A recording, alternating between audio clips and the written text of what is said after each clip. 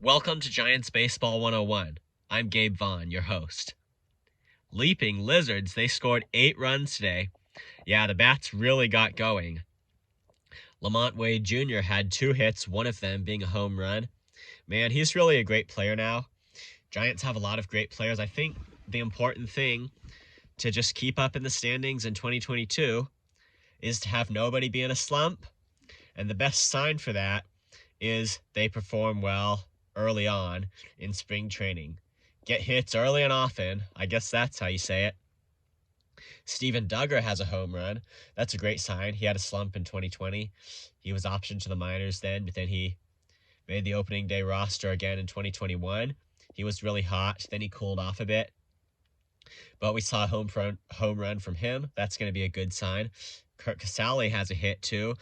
It's going to be great if Casale can get his batting together with Posey gone, just at the position of catcher.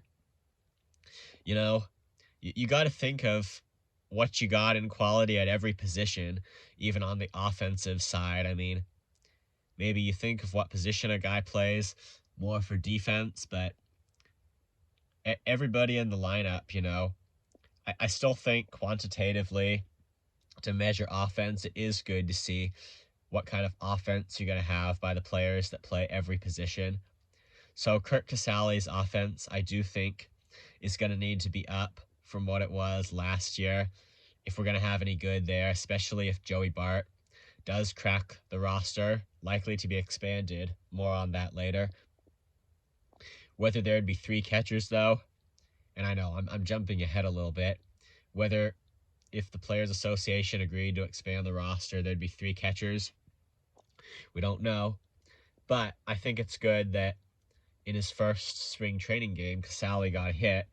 I mean, I'm pretty happy about that. It's going to be difficult to replace Posey. It might be possible, though, that the catching staff is going to be quality if things continue the way they were. So that the hitters, all the major league hitters, pretty much had a hit in this game. Some minor league hitters, too. But Tyler Beede, his start wasn't very good. I mean, he made good pitches. He pitched a scoreless second, but he gave up 2 runs in 2 innings.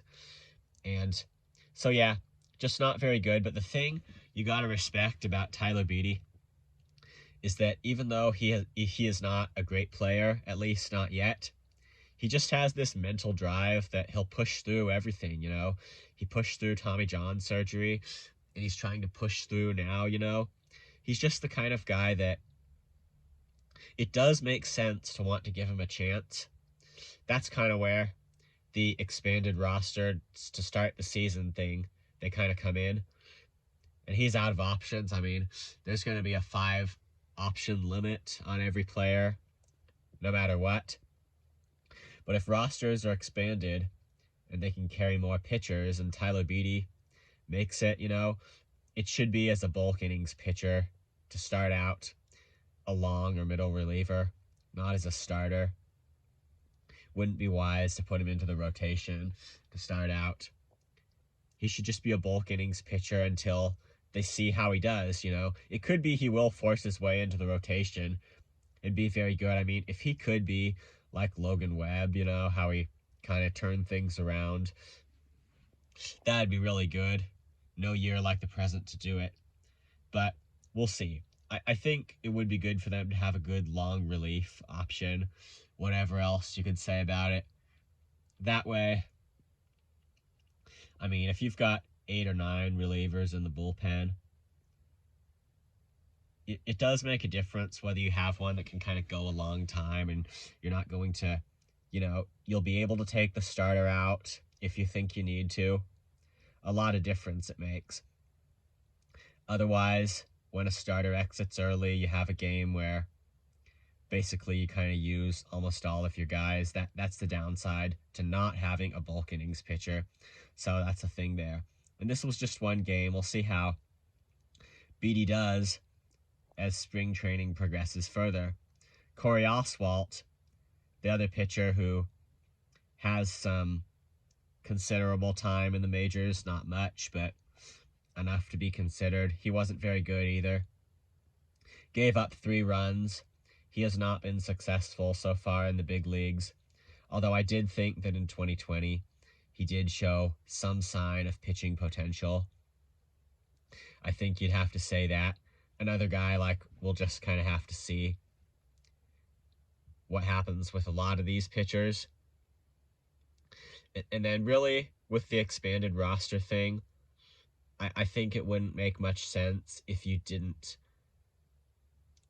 kind of mark up the limit on the number of pitchers you can have on your roster, which was going to be 13.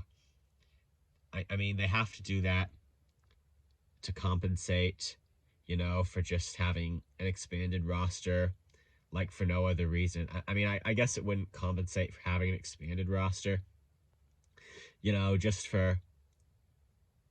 to make it make sense. I mean, this season, like I've said before, I don't know how it's going to affect the workloads of starting pitchers. I just don't know that yet. But I think we'll get some ideas as we see the season go on. We're still on the starter just pitches 2 innings thing. I'd imagine we're getting pretty soon to, having the starters kind of stretch a bit and throw more like what they're going to in the season. But this was a really good offensive game. We'll get back to that now. And one in which Crawford and Belt weren't even in the lineup. Darren Ruff wasn't in the lineup. They were still playing with a lot of minor league guys. The Rockies were too. I should say we didn't see Chris Bryant.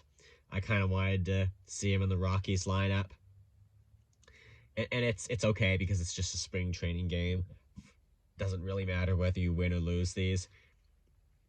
Still playing with kind of their minor league guys, but it's just good to see that the Giants lineup could just manufacture so many runs. They scored 8 this game. It's going to be good to get that going. But then, yeah, I would, like I said a little earlier today, when talking about Friday night's game, I would recommend getting Crawford and Belt into games kind of early, and that'll keep this hot streak going. And if the team can learn to sequence hits, and not to leave runners on base, that's going to be valuable for them starting the season. So, and back to Tyler Beede, Tommy John surgery is not a fun experience. His season in 2019, though, it wasn't a good one. Before that, he had a little section of it in which he was really good. But overall, the 2019 season wasn't good. But we'll see here in 2022. Sometimes, I think sometimes prospects do need a whole lot longer time to develop than others, I mean, take a guy like Buster Posey or Chris Bryant. They kind of get to the big leagues and pretty much stay there, But it is a fact, I think, that prospects of some sorts take a lot longer to develop. The only thing with that is I think a team makes a mistake when it sacrifices winning regular season games for letting these young prospects develop. You don't want to sacrifice winning right now for that. I think that would be the only other thing. So, hopefully that was good and insightful. You will hopefully hear about every game here if you subscribe. So if you haven't yet, I'll ask you to subscribe so you can catch this show about every Giants game, and it'll just get better when the season starts. I hope. If the hot streak continues, if they score runs, if the pitchers strike people out, and right now it's looking like they're going to be able to do that. So join me next time. This has been Giants Baseball 101.